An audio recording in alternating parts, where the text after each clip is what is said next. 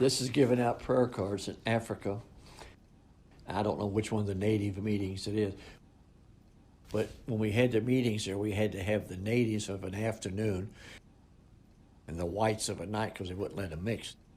The only place they could be together, which we didn't know, was where the Lord told him to go, to Durban. And there they had big iron gates, and they separated them. But they could all be in the same meeting, but here they didn't. They had the afternoon was the colored people, the blacks, and of a nighttime they'd go into the halls and have them. But they wouldn't let them come in the halls. We just had to have them in open fields. It was wonderful. That's Brother Julius Statscliffe with me, having me give out prayer cards. I was only 15 years old there.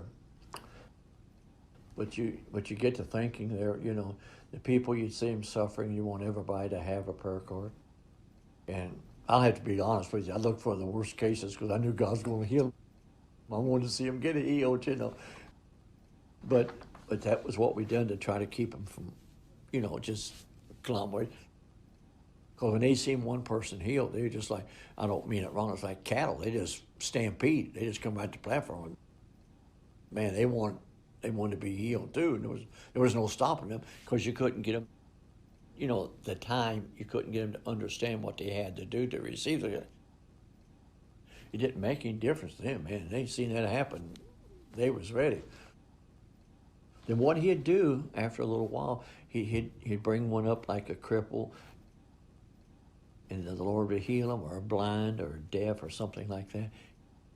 And then he'd say, now he'll do the same for you. Now, I can't lay my hands on you because there's too many of you, but you lay your hands on one another. And he said, do you believe? He did. Boy, he prayed one prayer in thousands. Just instant. One time in Durban, they called us at the hotel. He said, Brother Bam, go look out the balcony of your window. We went out there, and Daddy I was staying in the same room. Went out there, and there were 7 of them big cattle trucks with old clubs and old cots and stretchers, and hundreds of people coming behind these 7 trucks singing Only Believe. Went right down through the whole streets of Durban. Yes, sir. But he said, when I went there, he said, God said, I give you all of South Africa. You can't go there nowhere unless they know him. That's right.